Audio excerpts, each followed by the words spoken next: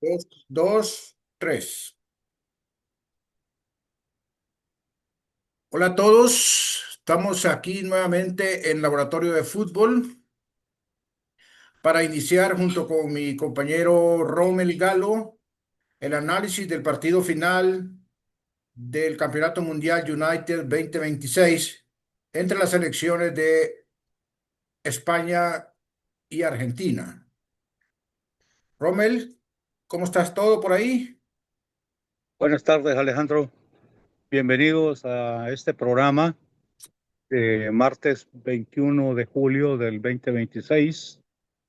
Quiero enviar un saludo previo a lo que haremos el día de hoy hasta la ciudad de La Ceiba, al compañero de labores, eh, el licenciado Luis Bentemilla, que fungió como director del campus TH La Ceiba, y pues tuvimos la oportunidad de pues llevar la batuta durante mucho tiempo juntos. Saludos a Luis también. También quiero saludar a nuestro amigo Nabil Caguas, a quien nos está viendo también en nuestra programación. Entonces, Rommel, voy a comenzar a hablar un poquito de lo que han sido las finales antes en los mundiales. Eh, pues la primera final de la cual tuvimos nosotros un video, eh, pues digamos, en tiempo diferido de un día y que le escuchamos en vivo por la radio, fue la final de México 70. Esa final fue un partido sin ser tan emocionante, pues la belleza del fútbol brasileño lo hacía ver interesante, ¿verdad? Y digamos que fue emocionante durante los primeros minutos, digamos, el primer tiempo, que se mantuvo el marcador 1-1, pero ya luego el juego se decantó mucho para Brasil. Italia estaba muy desgastado por aquel partido después contra Alemania. Y entonces eso le bajó un poco ritmo a la final, ¿verdad? Pero los goles fueron bonitos, fue un partido entretenido, tácticamente se jugó bien hasta donde debía jugarse, y ahí fue la supremacía de Brasil la que pudo, la que dominó, ¿verdad? Luego la final del 74 me pareció una final sin tampoco ser espectacular, esa ya la vimos en vivo. Me pareció un partido interesante, tácticamente uno de los jugados de manera más interesante, porque acuérdate que nos estaba enseñando Holanda un nuevo sistema de juego que aún persiste ahora, ¿verdad? El fútbol total con el sistema de Rinus Michel. El marcador fue 2-1, pues a favor de Alemania, el pundonor alemán, la fuerza y todo eso hicieron valer la localía. Luego la del 78 fue en Argentina, un partido emocionantísimo. Ese fue más emocionante que técnico contra Holanda. Recuerdo aquella bola que pegó en el poste, aquel cabezazo de Resenbrich que casi acaba el final, casi acaba el mundial, faltando como 2 minutos para que terminara el tiempo normal. Y no hubiera habido necesidad de tiempos extra y la historia hubiera sido distinta, ¿va? Países Bajos hubiera sido el campeón y Argentina el subcampeón. Luego vino la final del 82, que no me gustó. Me pareció un partido que se decantó muy fácilmente para Italia. Alemania no puso oposición en ese partido. La del 86 me pareció muy emocionante también entre Argentina y Alemania, ¿verdad? La forma en que Alemania, sin jugar muy bonito, logró empatar ese partido pues, después de ir perdiendo 2-0 y llevarlo a tiempo extra, y luego el desenlace con el gol de Burruchaga. La de los 90 me pareció extremadamente aburrido. A mí me parece lamentable que una final siempre se tenga que decidir por penales. No me gusta, me parece muy al filo de la navaja. Y en todo caso, pues uno dice que gane el mejor. Esa final, ¿te recuerdas que la vimos en la casa del amigo Filiberto Rodríguez? Porque estaban los apagones aquí de moda en Honduras y tuvimos que recurrir a un lugar donde había energía eléctrica y ahí la vimos. Me pareció un partido aburrido, me parecía que tenía la sensación que ninguno de los dos merecía ganar, ni ninguno de los dos merecía perder. Me dio un sinsabor esa final, pero creo que fueron los dos mejores equipos del campeonato, al final de cuentas, los que llegaron ahí. Luego la final del 90 perdón, esa fue el 94 la que mencioné, si me equivoqué. Esa fue el noventa y La, cuatro 90 la del 90 la del fue 90 repetido Argentina con sí, Alemania. mal partido, pésimo partido. Se pareció mucho a la Argentina que vimos ayer. ¿Verdad? Un partido, un equipo especulador, timorato, tirado atrás, merecedor, perdedor en ese partido.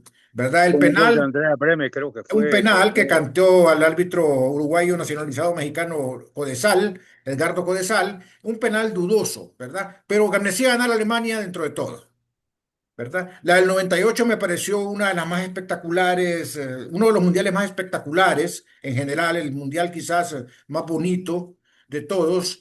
La final no fue emocionante porque se decantó demasiado rápido también para el equipo de Francia, entonces la final careció de emoción para mí. La final del 2002 en Corea-Japón, pues no me resultó tampoco un partido bonito. Me pareció que el gol de Ronaldinho fue lo más rescatable de esa final, ¿verdad? Me pareció que aunque Brasil ganó no tan holgadamente, fue suficiente superior a Alemania. Pero fue un partido aceptable, digamos, ¿verdad? En términos generales, la del 2002. La del 2006 fue una que se definió por penales. Fue una final que pudo haber tenido un desenlace mejor, quizás si no hubiera existido la expulsión de Zinedine Zidane, ¿verdad? Entonces tampoco fue una final muy, digamos, muy entretenida. Me pareció que estaba muy reñida, muy difícil, muy táctica. La del 2010 me pareció que ahí España mostró supremacía sobre Países Bajos, aunque el marcador fue ajustado, ¿verdad? Pero sí mostró supremacía España sobre Países Bajos. La del, la del 2014, Alemania volvió otra vez con Argentina y otra vez se repite la fórmula de Argentina jugando feo, Alemania siendo superior y ganando a la postre por un marcador mentiroso de solo 1-0. La del 2018 me pareció una final en la cual ya Croacia llegaba con demasiado desgaste y esa vez Francia fue muy superior y tampoco mostró mucha emoción. Creo que la mejor final fue la del 2022, indudablemente. La más emocionante por mucho que todas las demás. La que más me ha gustado a mí fue esa. La más abierta sin perder el esquema, los equipos jugando a todo vapor. Esa fue la mejor para mí. Como puedes ver, las finales no siempre son los mejores partidos, ¿verdad? Las finales no siempre son los mejores partidos. ¿Verdad? En el México 70, por ejemplo, el mejor partido por mucho, para mí fue México, perdón, en México 70 fue Inglaterra contra Brasil, el partido más táctico que he visto yo en mi vida. No fue el 4-3 de Italia sobre Alemania, que le llaman el partido del siglo XX, porque fue un partido demasiado abierto. ¿Verdad? Y se destapó la olla en los tiempos extras. El partido táctico fue y el mejor que he visto yo en lo que he visto de mundiales es ese. Mejor que las finales. Ese partido fue como una final y te recordás que fue en cuartos. No fue ni en semifinales, fue en cuartos de final y que el gol fue un gol táctico. Dicen que ese gol se hizo en el camerino. Pues recuerdas que el equipo de Brasil tardó más de 20 minutos en regresar a la cancha y se habla de que estuvieron fabricando ese gol, ¿verdad? Y ese equipo era capaz de fabricar lo que quisiera casi, ¿verdad? Era un equipo perfecto. Y entonces a eso quiero llegar, ¿verdad? Realmente que equipos así, equipos máquinas, equipos para mí, equipazos que han llegado a los mundiales que sobresalen para los demás, imponentes de lo que yo he visto, ¿verdad? Contemos del 66 para acá. Para mí, equipos imponentes el Brasil del 70, imponente. El equipo de Holanda del 74, de Países Bajos del 74, imponente. El equipo de Francia del 82 y del 86, imponente, equipazo. Yo diría que Holanda del 74 y Y 78. el 78 también estuve viendo hace poco la final del 78, esa contra Argentina, y realmente Holanda jugaba todavía sin Cruyff, jugaba sin Cruyff. Netsken era capaz de echarse ese equipo encima.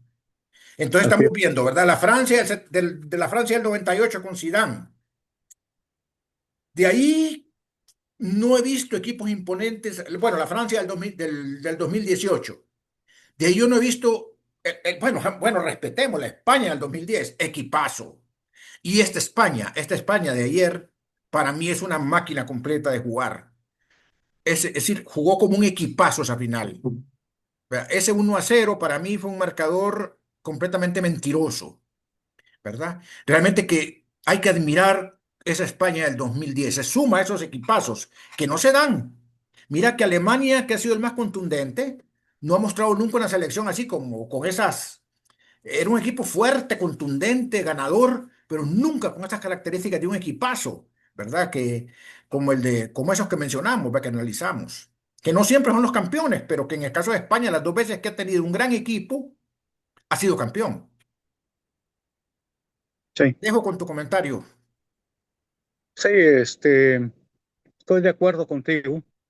Eh, en el análisis previo que hicimos a este partido, eh, creo que fuimos muy acertados en el hecho de decir de que iba a ser una final complicada.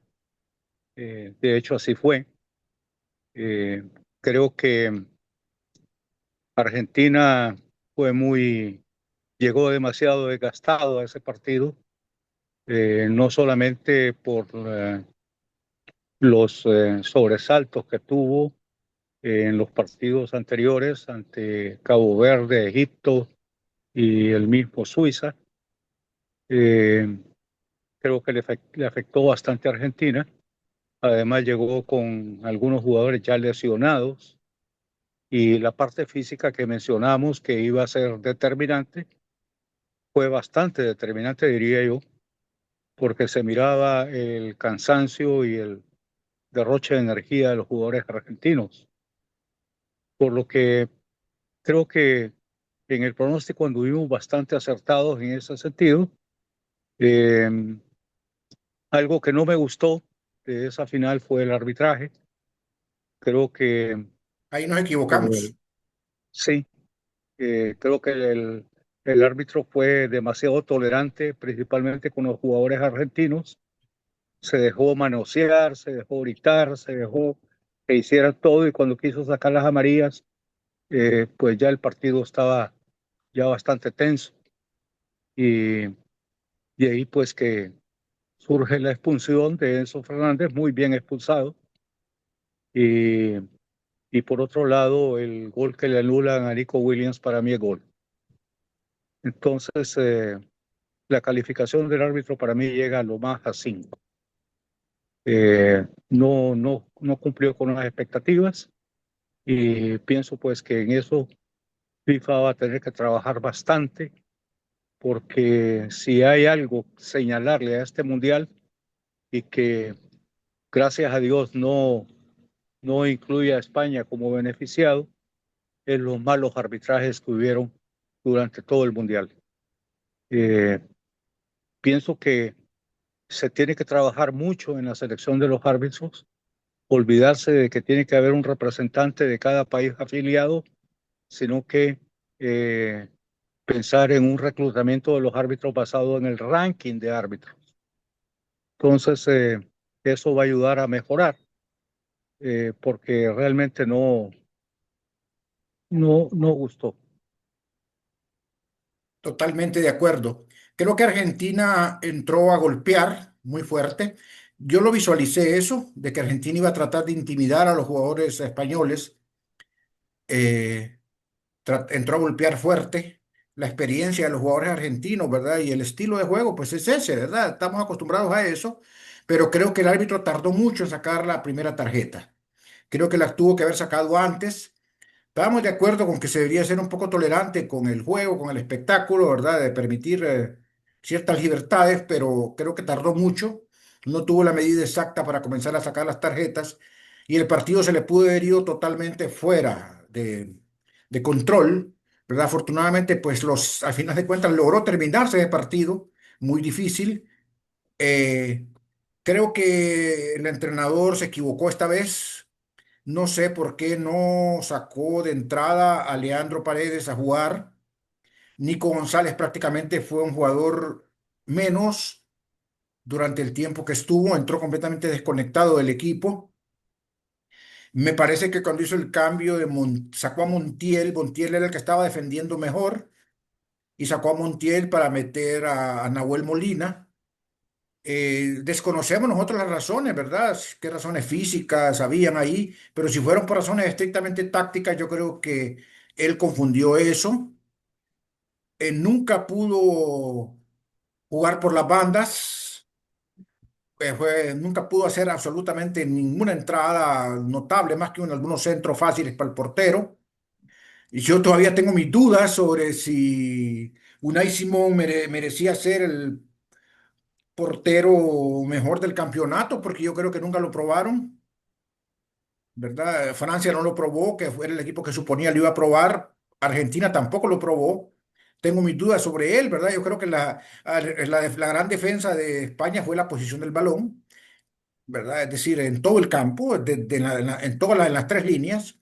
Entonces, al final de cuentas, creo que el marcador pudo haber sido mucho más abultado, ¿verdad? Fue muy poco, se tuvo que haber ganado en los 90 minutos por un buen margen de goles. Sí. Eh, no sé, me parece que Argentina pecó mucho de, de juego brusco en el medio campo. Eh, Eso evidentemente baja la confianza del resto del equipo. No sé por qué razón el técnico, eh, creo que probablemente pensó que Molina en el juego contra Inglaterra, no hizo bien la cobertura a Gordon en el gol de Inglaterra y por eso lo sienta y mete a Montiel. Y por el otro lado, ahora mete a Enzo Fernández y saca a Simeone, que creo que lo había hecho bien en el partido contra Inglaterra. Entonces, eso genera un poco de desconfianza también en el plantel. Eh, Scaloni, creo que es un buen técnico, pero en esta ocasión creo particularmente que se equivocó, porque si bien es cierto, la mejor defensa es el ataque y Argentina tuvo que haber echado todo en ese último partido. eh, Messi, como siempre, casi todo el partido parado, es decir, en pocas ocasiones se le vio que, pues, que tenía algún destello y, y el juego por las bandas, como tú lo dices, fracasó completamente. Nico González nunca encontró ese corredor que le correspondía y, y también eh, este muchacho Fernández. Enzo Fernández, eh, lo cual limitó evidentemente el funcionar del equipo argentino ante un España que en ningún momento se desordenó. España no perdió el orden en todo el partido, incluso con el gol anulado, cualquier equipo se baja, pero no dejó de apretar y pues en el tiempo complementario consiguió la ventaja justa para mí y meritoria. Es correcto. Considero de que en efecto fíjate que tú mencionas lo de Nahuel Molina, ¿verdad? Y Montiel. Montiel lo estaba haciendo bien en este partido. Estaba marcando a Yamal Sí. y lo estaba marcando bien hasta cierto punto. Es decir, Ujú. dentro de lo que era posible, ¿verdad? Estaba marcándolo bien. Entonces no era el cambio, si fue táctico, fue mal cambio. La única razón, como te digo yo, que podría haber admitido yo, que hubiera sido algo físico. Quiero hablar un poquito del aspecto de las redes sociales, porque como puedes ver, este mundial y particularmente la final se marcó mucho por la influencia de las redes sociales. Eh, Creo que es un doble papel, ¿verdad? Las redes sociales ponen de manifiesto muchas cosas que no se podían ver antes, pero al mismo tiempo se pueden convertir en una herramienta para levantar cosas que son falsas, ¿verdad? Inclusive difamaciones, cosas de ese tipo, ¿verdad? Hubo mucha teoría de conspiración y todo eso. Eso a mí, pues, no me gusta, sinceramente, porque, es decir, cualquiera tiene su verdad, y la quiere hacer valer a la fuerza, ¿verdad? Sin análisis, sino que simplemente dando una descripción de hechos. Eh, no sé, vos qué, o si viste eso al final, lo que se decía de que Cucurella había tapado la boca en una jugada, en una parte del partido cuando se dirigió a Messi, y que Messi se quejó con el árbitro para pedir la expulsión, ¿verdad? Sí, porque procedía la, la aplicación del reglamento en ese caso. Eh, creo que España igual hubiera ganado. Y hubiera ganado el partido, ¿verdad? Pero no sé si eso manchó un poquito, si se dio así. Yo no he visto todavía una repetición que me muestre eso, si se dio eso, si eso manchó un poquito el triunfo de España. No, no creo, ¿verdad? Particularmente yo creo que esa es una regla un poco tonta. Este, Creo que eh, casi siempre de por vida los jugadores, pues con sus mañas, tratan de sacar provecho de algunas situaciones de interioridades en los jugadores, sacar provecho de eso para debilitar al rival, eh, como el caso del Mundial de Alemania 2006 que tú mencionaste, cuando el jugador italiano, no recuerdo el nombre en este momento, le dijo algo a Zinedine Zidane. Ahí creo que la culpa es de Zidane porque ya un jugador con tanta madurez pues tuvo que ver eh, asimilado mejor esa situación, ¿verdad? Porque no solamente era el jugador con más madurez, sino que era el capitán de la selección. Es correcto. Y en este caso, yo siento que no, esa regla no, porque se va a convertir después en las redes sociales en una de chismes que va a parecer más bien mercado, las redes sociales. Realmente Entonces, que ya parece, Rommel, es una cuestión increíble. Es una cuestión increíble que la han llegado casi a convertir en una guerra cibernética.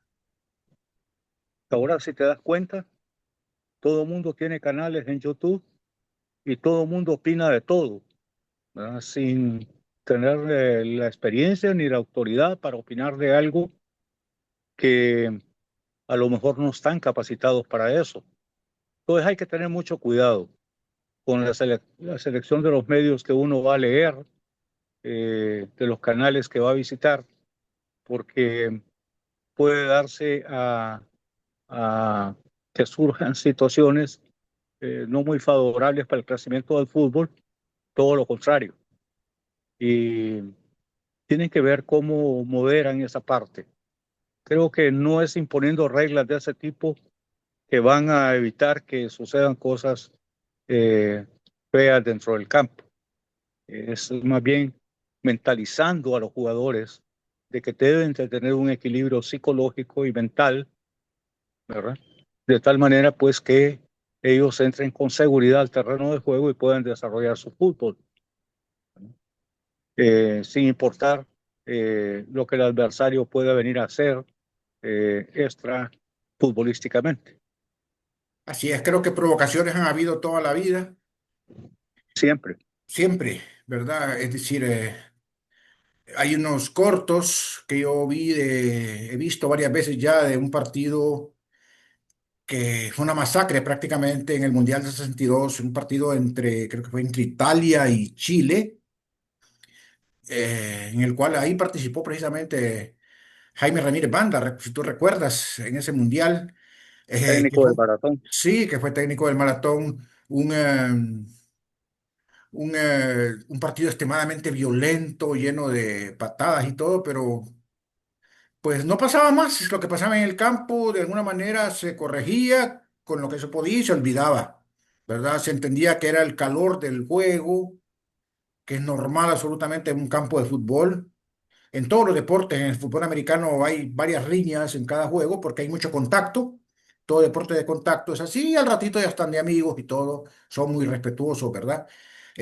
Hasta en el béisbol, que es un deporte en donde la interacción es bastante poca, la interacción personal. Tú ves las riñas que se dan a veces por una pelota lanzada supuestamente con cierta intención hacia el bateador o por una barrida violenta en la segunda, en la base, ¿verdad? Sobre todo en la segunda base, donde tienden a haber muchas lesiones, son cosas del juego, ¿verdad? Entonces yo sí creo que deberían de analizar esa regla particularmente. Romela, ¿vos qué final es la que más te ha gustado hasta el momento? Bueno, esta final realmente no me gustó. Eh, Como te digo, por el lado de Argentina principalmente, el lado de España siguió siendo consistente con lo que ellos sabían hacer y estaban muy seguros de lo que tenían que hacer para ganarlas a final. Yo sigo pensando que la del 98 sigue siendo una de las mejores finales, y me quedo con la de Qatar también. Pese al 3-0 Sí, pese al 3-0. Sí. Eh, y la de Qatar que fue muy emocionante. y la del 78 de Argentina sería la tercera. Ah, Sí, emocionante, ¿verdad? sí, sí, Eso sí, fue de infarto al final. sí, sí. Con Marito Kempes ahí, ¿verdad? Sí, Mario Kempes Y y Ardiles, Daniel Bertoni. Ardiles, que era la bujía del equipo, Bertoni, que era un jugador fino, Sí, rápido. ¿Te acordás que lo vimos jugar con Independiente en San Pedro una vez? es correcto. Ha sido uno de los mundialistas que he visto jugar yo. He visto jugar a Ah, Pelé, a Pelé. Vimos jugar, ¿te acordás? A Beckenbauer en Guatemala cuando jugaba con el Hamburgo. con el Hamburgo. Y Sí, yo vi jugar a Tostado con el Cruzeiro en San Pedro Sula también, en el sí, 71. Sí, antes de que se sí. retirara, porque se retiró rápido del fútbol. Un Por gran eso fue jugador tostado. sí, porque él tuvo una lesión en el ojo. De hecho, creo que el que fabricó el gol de Brasil ante Inglaterra, Inglaterra fue obra de Tostado, sí, que así es. jaló toda la marca hacia la izquierda Sí, así y, es. y dejaron libre a Pelé para que concretara, ¿verdad? Así fue. Fue Yariciño. Ya, sí, Pelé quedó libre en el centro, desmarcado, y le abrió la pelota a Yarciño. es correcto. Sí, Sí, sí, sí. sí. Y me acuerdo de una parada de Gordon Banks que le Ah, hizo a Pelé. sí, que la Un- mencionaste el otro día. Yo me estuve acordando también cuando vi la de Pickford, no al Sí, mismo nivel, pero parecida, ¿verdad? Pickford le sí, había hecho una también a Raúl Jiménez en el partido contra México. sí, Ha sido una sí. parada de ese calibre, muy buen portero. Para mí, Pickford, el mejor portero del campeonato esta vez. Sí, así es. Sí. Es Ahí que de Unai estuvo. Simón no puedo decirte nada, No, ¿va? Porque, o no, sea, es como no sin lo evidencia, exigieron. sin evidencia para calificar. No lo exigieron. Sí, Sí, no le exigieron, exactamente. Pudo haber sido sí, que hubiera respondido, pero no fue exigido realmente, ¿verdad? Sí. sí. Bueno, Sí. Robert, entonces cerramos este ciclo de este mundial, ¿verdad? Yo quiero aquí aclararles a nuestros seguidores que nosotros comentamos esto como aficionados al fútbol que somos, como Ujú, aficionados expertos, porque nosotros ujú, tenemos muchos años de ver fútbol, ¿verdad? Y todo eso, y que lo hacemos desde la óptica, tratando de hacerlo desde la óptica más imparcial posible, aunque nosotros tenemos nuestras preferencias como cualquier ser humano, ¿verdad?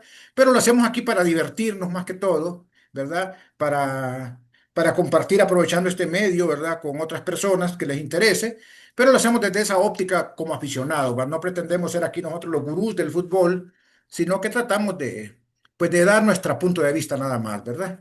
Pues que los invitamos a que sigan con nosotros en los próximos análisis, a ver cuándo nos volvemos a juntar, cuando empiece el campeonato. Se juegan, se juegan aquí el jueves la Supercopa, que van a jugar ujú. Olimpia Motagua. Sí, antes, perdón, Se me despuésito acabó. de eso, el 30 de julio, el Maratón juega de visita contra el Herediano. Creo que es el rival más de peso que hay en Centroamérica en este momento. ¿Cuándo juegan? El 30 de julio Sí, eh, se juega en Costa Rica. sí. Bueno, voy a pararte Sí. de grabar, Robert, porque yo no sé si me acabó el tiempo. No, todavía Vale. tengo. Entonces, nos vemos entonces en la próxima. Solo agregarte algo, porque Sí, creo dime. que es bueno. Nuestro país generalmente es señalado solamente por cosas malas y es bueno señalar que esto ya no es fútbol, es béisbol, pero es importante señalar lo que está haciendo Mauricio Dubón aquí en Estados Unidos con los Bravos de Atlanta. Eh, Él llegó inicialmente creo que a los Astros de Houston y luego pasó a los Bravos. Mauricio Dubón, Alejandro, es hijo de Magdalena Campos, la hermana de Quique. No sé si te acuerdas de ellos vos. Claro que sí, me acuerdo de los Campos, del chef Campos que vivían en Barandillas y Correcto. luego tenían su negocio de comidas en la colonia, En el Roble. en El Roble. Sí, Sí, Irma me había comentado de que ellos también en la Colbisula vivió Mauricio ahí pequeño, o sea, el papá de él sí. vivía ahí en la Colbisula. Sí, Rommel, vale la pena mencionarlo porque nosotros tenemos pocos embajadores y casi todos nuestros buenos embajadores son deportivos, culturales o científicos, ¿verdad? Los pocos que tenemos. Entonces vale la pena recalcar cuando una persona sobresale así en el extranjero, en los niveles en que lo ha hecho él, ¿verdad? Tal como lo han hecho anteriormente, lo hizo Coneja Cardona, lo hizo Gilberto Yerbo, lo hizo David Suazo, en sus momentos, inclusive Rambo de León tuvo una destacada participación, ¿verdad? Cuando estuvo en Italia, lo hizo Carlos Pavón en México. ¿Verdad? Entonces, vale la pena mencionar cuando se dan esos esfuerzos personales, el mismo Bennett, ¿verdad? El Balín Bennett en Argentina, que tuvo una destacada participación. Entonces, yo creo que son unas pocas cosas que podemos rescatar nosotros, ¿verdad? Es verdad, como lo hace el doctor Salvador Moncada en ciencia, ¿verdad? En el extranjero, y lo hacen otros compatriotas que son pocos, ¿verdad? Creo que Mauricio es un ejemplo, sobre todo para la juventud. Él inició, en efecto, una de su segunda etapa fue en los Astros. Originalmente en Grandes Ligas debutó con los Gigantes de San Francisco. De ahí Ujú. jugó en los Astros y posteriormente ahora en los Bravos de Atlanta, ¿verdad? Entonces vale la pena estar pendiente de esas cosas, ¿ve? Y que la gente pues apoye. Yo creo que estos deportes deben de volverse a apoyar, dejaron de apoyarse por mucho tiempo, ¿verdad? Y ahí vemos nosotros como un solo esfuerzo hace mucho más que un montón de dinero invertido en otros deportes que no se le ve el producto, ¿verdad? Sí, de Creo que acuerdo. ahora, creo que ahora fue una decisión, después de ver a la selección de España, fue una sabia decisión haber traído a Molina como técnico porque sobre todo en el aspecto de administrativo puede ayudar mucho el nexo con España. Está trayendo un entrenador, un director deportivo que creo que conoce mucho el fútbol español, ¿verdad? Un muchacho de apellido Hernández. Eso nos puede ayudar mucho a nosotros de cara a un proceso largo, de 3, 4 años. Ojalá que Molina pues haga un buen trabajo, eh, siempre y cuando no existan intereses eh, externos que interfieran en su trabajo. Y eso ya sabes tú a qué me refiero, en el hecho de promover jugadores que no están a nivel para llevarlos a la selección y después venderlos. Eh, Creo que eso Molina va a tener que trabajar duro en eso porque ese es un vicio en nuestro fútbol. Eh, yo te podría decir que selección nacional que nosotros hemos tenido es la de España 82. Esa fue una selección nacional pura. Y ¿Eh? lo que quedó de ella, que sirvió un poquito para hacer un intento en el 86. Así es. El resto fueron combinados de dos o tres equipos y paremos de contar. Es correcto, ¿Saben? Sí. es correcto, sí. Bueno, entonces hasta la próxima. Estamos en contacto, ¿verdad? Ok, Alejandro. Feliz tarde. Igualmente.